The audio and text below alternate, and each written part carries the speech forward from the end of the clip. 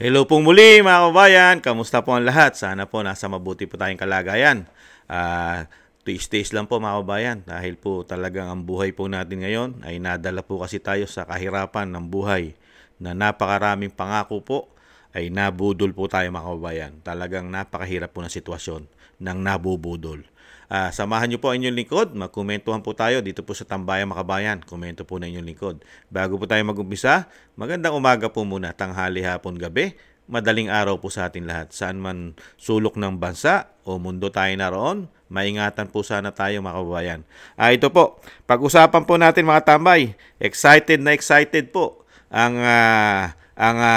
Senate President mga tambay at talagang hinahanda na po nila o hinahanda na niya ang pagdadausan daw po ng session mga tambay at ang mga gagamitin nito.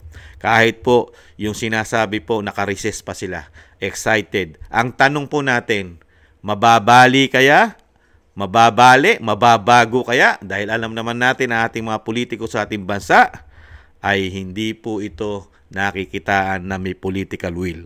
Karamihan po rito ay mahilig po sa prutas na balimbing. At karamihan po rito ay kumakain po ng suka. Di ba?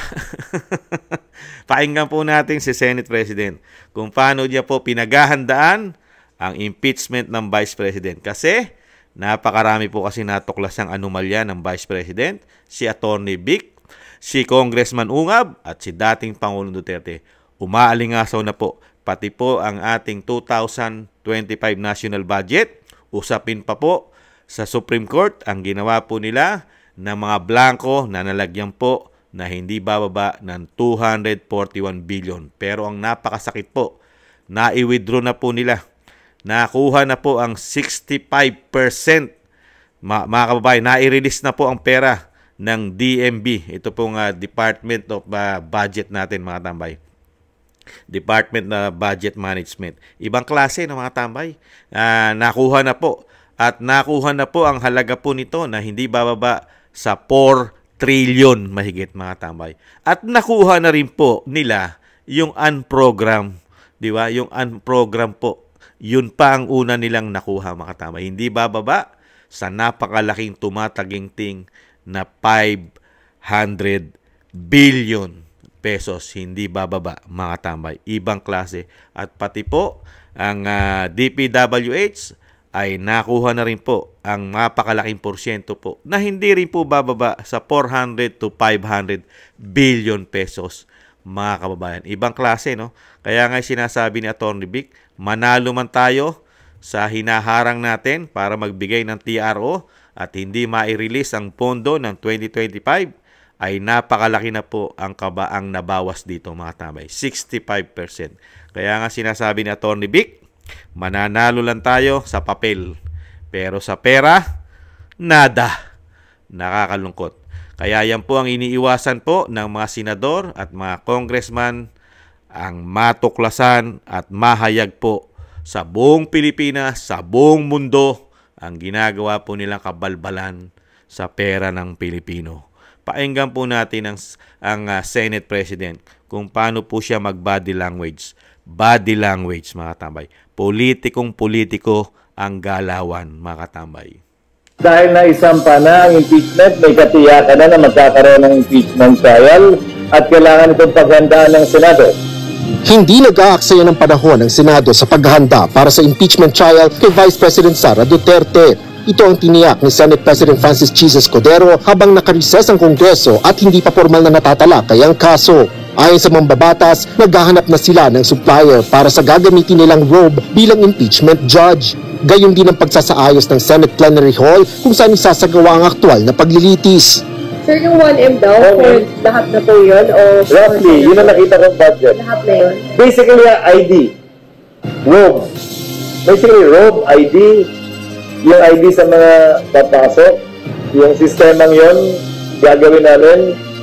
May honoraria, pero hindi pa namin alam kung ilan yun. At yung lawyer's fees, yun ang wala pa. Pero yung basic preparations, yung lamesa, yung gano'n, mga one lang. Kasabay nito, muling nilinaw ng mambabatas na walang mangyayaring paglilitis habang nakareses ang Kongreso dahil malinaw ito sa kanilang rules. Sa kabila ito ng mga panawagan kung saan sumulat pa sa kanya sina Senate Minority Leader Aquilino Coco Pimentel III at Bayan Muna Chairperson Nery Colmenares para sa agarang pagsasagawa ng paglilitis. Ang nakalagay sa rules ng Senate shall proceed with trial forthwith. Di ba? Next po, Ang nakalagay sa rules ng House shall be immediately referred to the Speaker. Sino naman sila ngayon para madaliin kami samantalang sila naman ay tila hindi nagmamadali kaugnay sa kanilang reklamo mismo. Dagdag pa, gaya ng sinabi ko, hindi namin pwedeng ma-refer na yan at ma-convene yung court ng walang sesyon ng Senado. Pero i-refer namin yan sa aming mga legal teams para makonsidera yung kanilang mga session. Sinabi din ni Senador Escudero na handa sila sa pagsagot sa mga petisyon na inihain sa Korte Suprema kaugnay ng proseso ng impeachment case sa pamamagitan ng opisina ng Solicitors General. Gayunman, susundin anya ng Senado ang kanilang rules hanggat walang inilalabas sa temporary restraining order ang Supreme Court. Nirefer namin ang bagay na yan sa Solicitor General's Office. Bilang abogado na tumatayo sa pamahalaan, Solgen ang sasagot, Solgen ang a-appear, Solgen ang mag-handle ng kaso para sa Senado. Tiniyak din ng tagapangulo ng Senado na sa June 2 ay maaaring magsimula na silang magpadala ng kopya ng Articles of Impeachment kay VP Duterte. Sumulat ang isang abogadong nagpapakilalang abogado ni VP Sara. Humihingi ng certified true copy ng complaint. Ang isasagot ng Secretariat ay in-upload namin sa website yan. Hindi kami, sa pananaw namin, wala kami sa lugar mag-issue ng certification dun sa impeachment dahil Kamara ang gumawa niyan. Tinanggap lang naman namin. So kung gusto niya manghingi siya ng kopya sa Kamara, pero nasa website ng Senado yung kopya, at hintayin lang niya kapag ka maayos na yung rules ng Senado, makakatanggap sila ng may sapat na panahon para sumagot doon sa impeachment complaint pag napadalhan na sila ng summons. Binigyan din ni Senador Escudero na kung gusto ng mga taong i-impeach si VP Sara, kailangan gawin ng Senado ang tamang proseso. Asher Cadapan Jr. Ang may gusto lang naman mag-impeach sa Vice President, mga politikong korap. Dahil nga natuklasan po lahat, ang korupsyon po nila na kailangan po pagtakpan, mga kababayan. Nakaka-unbelievable, ano? In-impeach po ng Kongreso ang Vice President na wala po siyang kahawak-hawak kung ano po ang ground bakit siya na-impeach sa Kamara. Wala man lang binibigay po yata dokumento, mga kababayan. Talagang ganyan po talaga. Kalaban ng turing sa kanya dahil po sa dami po na natuklasan niya. Ito po ang hindi po natin na palalagpasin, mga kababayan, dahil ang Vice President ay may hawak pong mga dokumento na ginagawa po nila sa pera po natin. Ito po. Pakinggan po natin. Sinabi ko na yan, 2 tao lang nagkukontrol dyan. Ulitin ko lang mabilis. Si Zaldico, Martin Romualdez. Kita natin yan. Tingnan nyo ang NEP, tingnan nyo ang GAA, tingnan nyo ang NEP, tingnan nyo ang GAB, General Appropriations Bill, tingnan nyo ang GAA. Makikita ninyo ang galawan dyan. Hindi na siya kailangan ng expert. Sundan nyo lang kung ano yung nagbabago. Anong isa pa, na-proof ko dyan, yung AKAP. Diba? Nagtalo sila sa AKAP. Sinasabi ng mga senador, hindi mo namin nakita yun noon eh. Sabi ni Saldi ko, ano? O diba? Pinirmahan nyo, digital signature ninyo, pinahiram ninyo, pinirmahan nyo yan. Andun yan. Wala nang baikam na nangyayari. At sa akin lang, presidente ka, diba? So you have a full cabinet of experts, finance experts, nandyan sa iyo. So nakikita nila, diba? Vice President, hindi po makikita ng Pangulo ng Bansa kasi magkakasabwat po yata silang lahat sa anomalya ng napakalaking pera po ng taong bayan, mga tambay. Kaya Vice President, wala po tayong magagawa. Magkakasabwat po yata di ba, mga kababayan, sa ating pera, kung paano po nilang gawin. Pati po ang AKAP, di ba? Ano po sabi sa AKAP? Yung AKAP, ano daw po? Yung, ano ba yung AKAP? yung puno-puno na yata sa kapal yung kanilang mga wallet, bulsa at vault, mga tambay. Ito po ang ginawa pa nila sa pera po natin. Sa GAA, mga tambay, ang ating General Appropriation Act, mga tambay. Ay siyempre po, sa BICAM, na wala namang BICAM yata, mga kababayan. Labas na po, na-release ng DBM. January pa lang, unang buwan ng taon, 65% yan. Ang 65% po ay nagkakahalaga ng 4.1 trillion pesos. 4.1 trillion pesos, ang daming pera po nun na ilabas na po ng DBM sa loob lamang ng buwan ng January or Enero. Ang laking pera po nun, 4.1 trillion pesos ubos na, na-release na po ng DBM.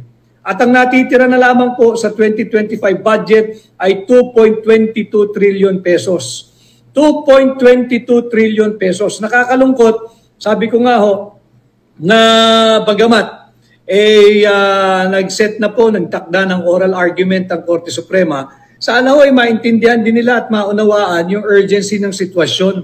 Ito nga ho, nailabas na yung 65% ng 2025 budget. Ang natitira na lang ay 2.22 trillion. At ito ho ang talagang nakakagulat, nakakagalit, yung 531.37 billion. Ulitin ko 531.37 billion pesos na para sa unprogrammed appropriation ay na-release na. Unprogrammed appropriation, na-release na ho ng buwan ng Enero. Saan ka nakakita na yung unprogrammed appropriation ay naging priority? Ang unprogrammed appropriation po ay maisa sa katuparan lamang pag may sobrang koleksyon. O di kaya may sobrang pera, o di kaya nakautang ang gobyerno.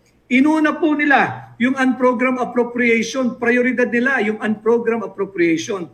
531.37 billion pesos. Unprogrammed appropriation, ito po yung sinasabi nating pork barrel ng mga tiwaling mangbabatas. Mga tama yan. Ang pork barrel po nila, ang mga tiwali, ay napupunta po sa unprogram po, mga katambay. Ibang klase!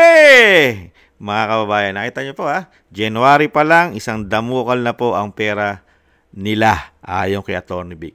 Yan po ang iingatan po, kasama po ang Senate President. Kailangan po nilang pagtakpan ang anomalya po ng kanilang institusyon na ang mismong presidente, ang sinasabi ng Vice President, presidente ka, nasa iyo lahat ang finance na magagaling, nasa iyo lahat ang mga sekretaring magagaling, pero nag-uubra sa iyo ang korupsyon na ginagawa ng institusyon ng Kamara at Senado. Ang question, kasabwat ka ba, Mr. President? Ito pa po, ang masasagutin pa po nila ng Pangulo ng Bansa, mga tambayan. Yang mga numero na yan. Yung iba po dyan ay usapin na po sa Korte Suprema, mga kababayan. Idinulog na po sa Korte Suprema, mga tambay. Unang-una po, questionable at talagang gigil na gigil sila sa confidential fund ng Vice President. Kaya nga gusto nilang ma-impeach.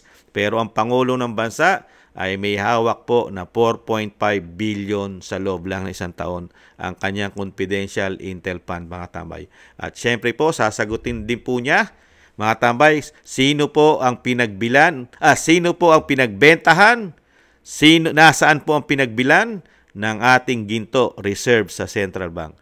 25 tons o 25 tonelada, mga kabayan. Hindi raw po ito bababa sa 129 billion, mga tambay. At ang pera natin sa GSIS na ilipat din daw po nila na hindi bababa sa 62 billion, mga tambay. SSS, 62 billion. LBP, 62 billion. DBP, 62 billion. PDIC, 179 billion.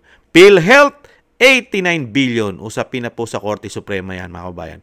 Nailipat na po dyan ang hindi bababa sa 60 billion. At ang issue po ng napakaraming namatay sa Bicol, ang flood control na walang investigasyon, hindi bababa sa 500 billion, mga tambay.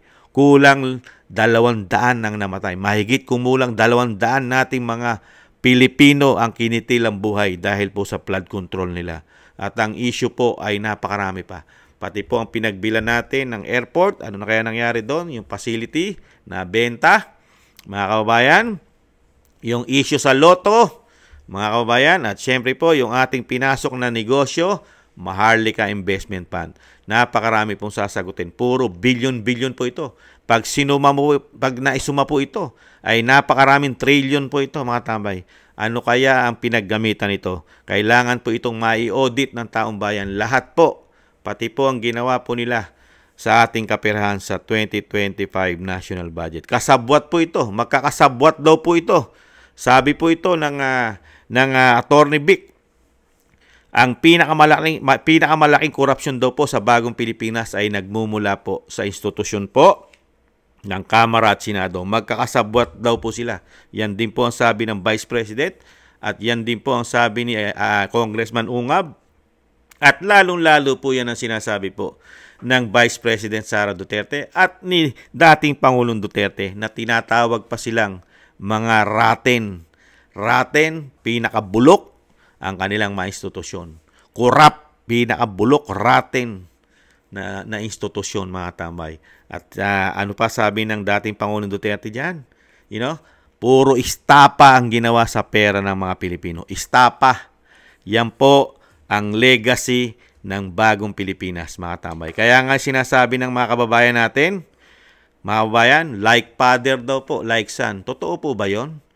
Mga kababayan, like father daw po, like son ng Pangulong Marcos pagdating daw po sa issue ng kaperahan. Mga kababayan, nasa dugo na raw po ng mga Marcos ayon po sa mga kababayan natin, mga tambay. Nasa dugo na raw po yan ng mga Romualdez. Nasa dugo na rin daw po di umano ng mga Araneta. Ayon po yan sa mga kababayan natin. Totoo po kaya yon, mga kababayan? Nasa dugo nila na wala po silang ka-interes-interes pagdating sa ginto, sa pera, at kapangyarihan, mga kababayan.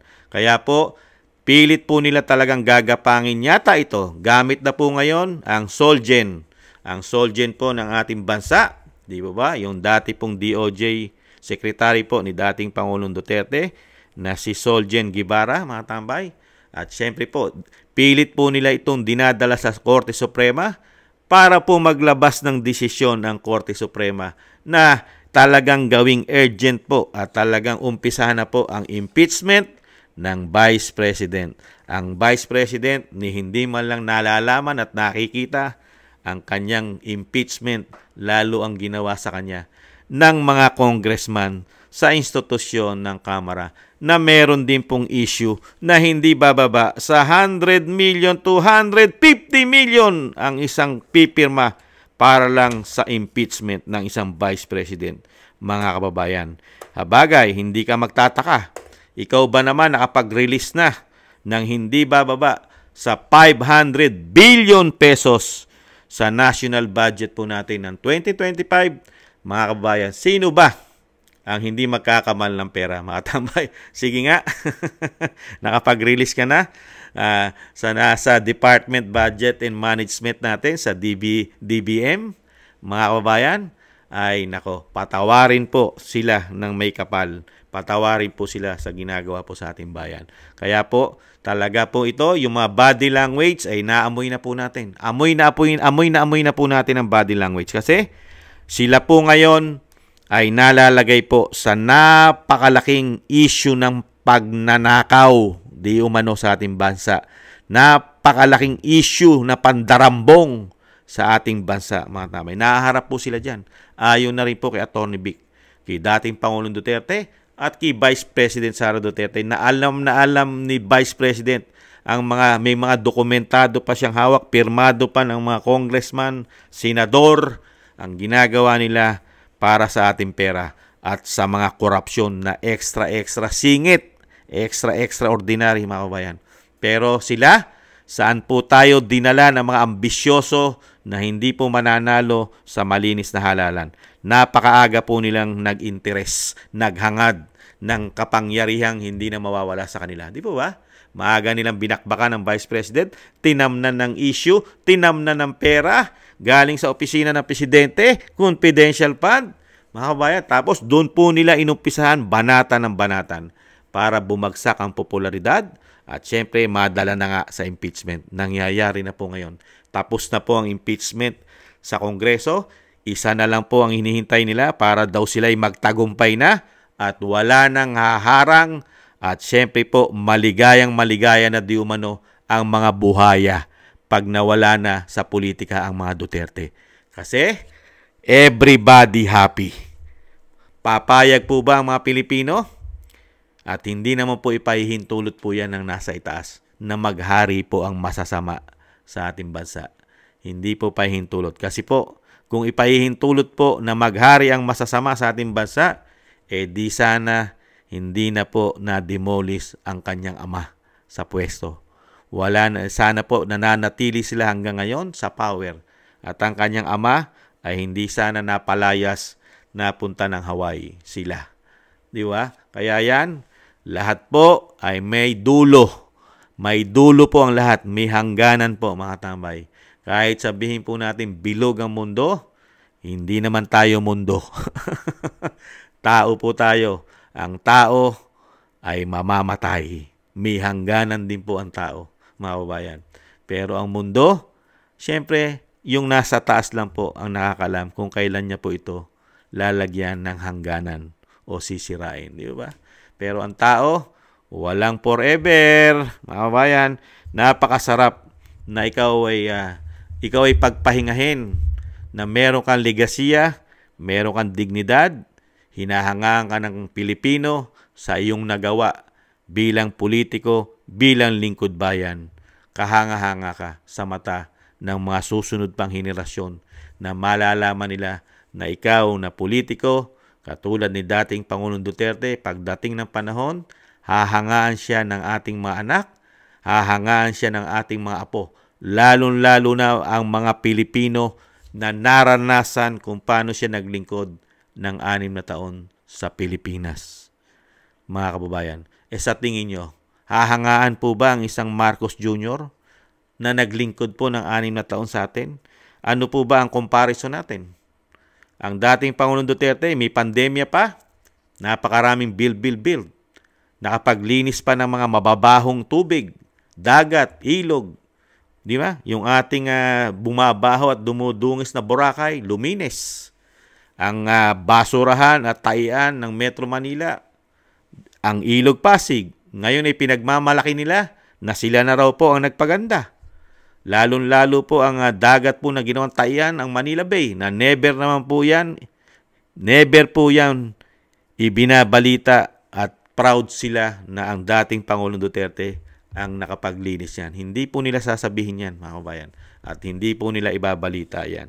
Pero ang mga Pilipino, na-appreciate po ng Pilipino, lalong-lalo na po yung mga kababayan natin nasa laylayan na hindi kayang pumunta ng Boracay at ng mga at syempre ng mga pamoso nating mga tourist spot, di ba?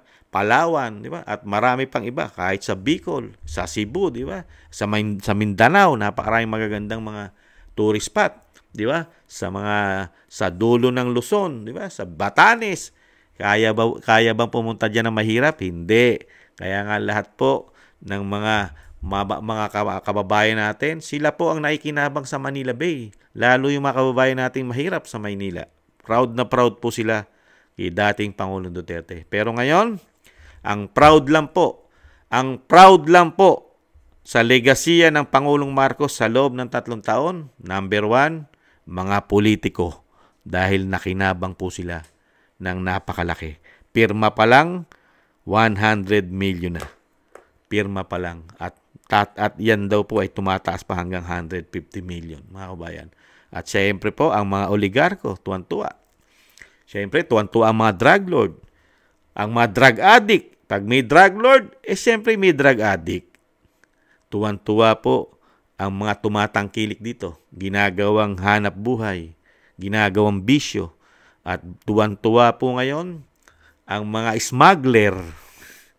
Tuwan-tuwa po ngayon ang mga kriminal. Tuwan-tuwa po ngayon ang mga CPP and PNDF.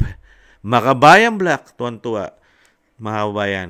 At syempre, tuwan-tuwa po lahat ang mga nakikinabang sa pera ng bayan. At syempre, matutuwa rin po ang baka kaya nagtatanong lang, pati kaya ang men in uniform natin, ang ating mga general, mga AFP generals, nababayaran din kaya sila. Kaya po hindi sila kumikibo. Okay lang sa kanila nangyayari sa ating bansa. Laganap na korupsyon. At may issue pa, seguridad. Napakalaki kasing issue na seguridad ng bansa na ang isang presidente ay malagay po sa alanganin ng kanyang kalusugan, lalo po sa bisyo na droga. Bansa po natin ang nakasalalay dyan. Pero tahimik po sila. Wala pong sa mga men in uniform natin na nagsasabi na Mr. President, magpa-drug test na po kayo. Dahil marami na po ang nagsasabi na kailangan nyo na magpa-drug test. Kaya lang, tahimik po silang lahat Tanggap na tanggap po ng mga politiko, mga general, ng ating bansa ay kahiyahiya na sa labas ng bansa. Kahiyahiya na po. Nasa record na po. Baka po nasa book of record na po tayo sa Guinness na meron tayong presidente na may issue ng droga at bangag, mga kababayan. At baka nahando na rin po tayo. Masama na rin po tayo sa top 10 na pinaka-corrupt sa loob ng 3 taon ang ating gobyerno. Pinaka-corrupt sa loob lang ng 3 taon.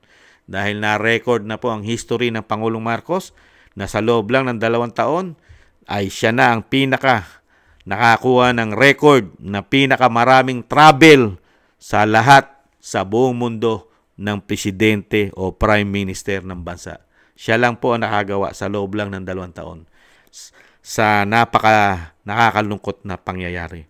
Sa dami ng ginastos ni Juan de la Cruz sa biyahe, wala tayong napakinabang. Ang tanging naiuwi lang po ay puro pledges, pangako. Nakakalungkot. Muli po, si Katambay Manong, ipagpatuloy po ninyo yan. Senate President, ipagpatuloy nyo po yan. At pati po ang ating speaker na tinatawag na tambaluslos ng Vice President ay hindi po nagsasalita. Bakit kaya? Napakatagal na. 1 taon nang hindi nagsasalita dahil nakalipas na po ang taon Di baling 1 taon na. Hindi nagsasalita, hindi katulad ng Senate President, panay ang yaw-yaw, at ang mga congressman ay panay din ng yaw-yaw. Pero ang speaker ay nananatili na tahimik. Bakit kaya, mga kababayan? Nagtatanong lang, bakit kaya? Ayaw sagutin ng speaker at ayaw interviewin ng media ang speaker about sa issue po. Saan po issue, mga kababayan? Saan issue? Sa 2025 national budget. Ayaw po. Ito po, ganito po katindi magpalabas din po sila bago tayo pinalabas po na Okta. Nakita nyo po ang ginagawa po ng mga survey company natin. Tingnan nyo po. Tingnan mo katarantaduhan yan. Sa dami ng korupsyon na ginagawa sa bansa ng bagong Pilipinas, ang issue nila nakakarating na Supreme Court. Pero nasa kanila pa rin po ang pinakamalaking approval at trust rating ng leader, ang Pangulong Marcos. Nakita nyo po, Vice President 18%, lahat ng pera na issue, daan-daang bilyon, trilyon. Pero nananatili daw ang Marcos administrasyon na 36% ABC ay hawak daw po at ang Marcos supporters ay 40% daw po sa mga matatanda na, sa adult. Sa NCR, Bisaya, nakuha raw po, Balance Luzon. Samantalang daw po, ang Vice President ay 18% lang. Ang nakuha po ay ito lang daw po sa political family at nasa Class E. At syempre po, nasa Mindanao lang daw po ang suporta na nakuha ng Vice President na 18%. Naniniwala po ba tayo sa Okta, mga tambay? Okta nila. Oktang nila nyo. Okta nyo. 18%. Mindanao lang. Pambira. Samantalang ang Vice President at ang dating Pangulong Duterte ay may dugong Bisaya. Pambihira. At napakaraming Bisaya at taga Mindanao sa Metro Manila, sa Luzon. Unbelievable. Talaga itong Okta. Magkano kaya? Magkano kaya, mga kababayan? Magkano kaya ang mga usapan, mga tambay? At sana rin po dumating din po ang pagkakataon na ang ating bansa ay makatulad po sa ginawa po ni President Donald Trump na talagang gusto niya makita po ang lahat ng audit ng Congress. Lahat po ng miyembro ng Congress sa Amerika ay talagang gusto niyang makita ang mga report nito, mga tambay. Dahil doon daw po rin nag-uugat ang korupsyon, mga tambay. Amerika yan, Nagbigay po si President Trump ng order, full audit po sa all members of Congress na magkaalaman daw po kung sino ang mga corrupt sa kanilang bansa. Pero sa atin, hindi po uso yan, mga tambay. Never. Special nga sila liquidation by certification lamang. Sana dumating ang panahon na merong isang presidente tumayo sa ating bansa na siyempre po ay gayahin po ang ginawa ni President Trump. Bago po tayo magtapos, huwag po natin kalimutan ang ating Team Suka, mga tambayan po. Ang ating Team Suka, siyempre po, si Senator Bato de la Rosa, Senator Go, Congressman Marcoleta, si Lambino, ayan po, at siyempre po si Pastor Kibuloy, siyempre po Philip Salvador, Atty. Vic Rodriguez, at siyempre po si Atty. Bondoc Jimmy, at siyempre po si Atty. Hinlo, si JB Hinlo, Atty. JB Hinlo. At marami po abogado rito, si Atty. Vicente Lambino, attorney po yan. Marami po sila abogado rito, mga tambay. Ayan po ang ating Team Suka, mga tambay. Ang ating Team Suka, ito po sila, mga kabayan, ang ating Team Suka. Ayan, Team Suka, mga kabayan. Yan. At siyempre, pakikita rin natin ang mga Team Sinuka. Meron din po rito mga Team Sinuka Asan ba yung mga Team Sinuka natin dito, mga tambay? Ang mga sinusuka. Ito po. Yan po ang Team Sinuka. Ang sinusuka ng taong bayan. Yan po. Yan po, mga kabayan. Hintayin na lang po natin ang body language nila. Talagang malaki po talaga ang chance na i-impeach po nila ang Vice President. Kasi hindi po nila magugustuhan na maging presidente po ang Vice President. Kasi malilintikan po sila. Napakarami po nila isusuka at sasagutin sa korte at sa taong bayan. Isang damukal na pera sa loob lang na ng 3 taon, mga kabayan. Mga politiko natin, nagmumula sa institusyon ng Kamara at Senado. At syempre, sa kanila rin magmumula ang pagpapa-impeach sa Vice President. Dahil nasa kanila ang issue ng korupsyon, mga kababayan. Pero ang taong bayan, hindi naman tayo papayag, mga kababayan. Saan ka nakakita? Politiko na hindi magnanakaw ay pilit na ini-impeach. Samantalang ang mga magnanakaw, pangising-ngisi lang, mga tambay. Pangising-ngisi lang sila kasi nagsama-sama kasi silang lahat. Kampi-kampi. Lahat nakuha nila. Magmula sa Pangulo, yata, lahat nakuha na nila. Yung sinasabi nga natin, institusyon, Kamara, Senado, CPP, NPNDF, oligarko, at ang siyempre Makabayan Black, at kasama pa yata ang mga malalaking media, at siyempre po, gumawa po sila ng mga trolls sa social media na puro pera po natin ang binabayad sa kanila. Nakakalungkot. Nakakalungkot. Muli po, si Katambay Manong, maraming salamat po, mga kabayan, sa nakagusto po ng Tambay Makabayan sa YouTube at TikTok. At ganoon din po sa mga nagko-comment, like, share, and subscribe. Taste lang po tayo, mga kabayan. At syempre po, isama po natin sa dasal ang mga Duterte na sana'y maingatan po sila. Kasi sa nangyayari po sa ating bansa, napilit po silang pinababagsak at nanganib din po ang buhay ng Vice President. Sa kabila nun, ay meron din pong ginawa pong aksyon na pati ang kanyang mga security ay tanggalan, bawasan, at kunin po at talagang tanggalin ang mga pinagkakatiwalaan niyang security. Kaya po, isama po natin sa dasal dahil sa ganitong sistema ng nangyayari sa ating bansa ay talaga pong hindi po nila magugustuhan na ang Vice President ay maging Pangulo ng bansa, mga kababayan. Maraming salamat po. Paalam. Ingatan nawa. Bye-bye.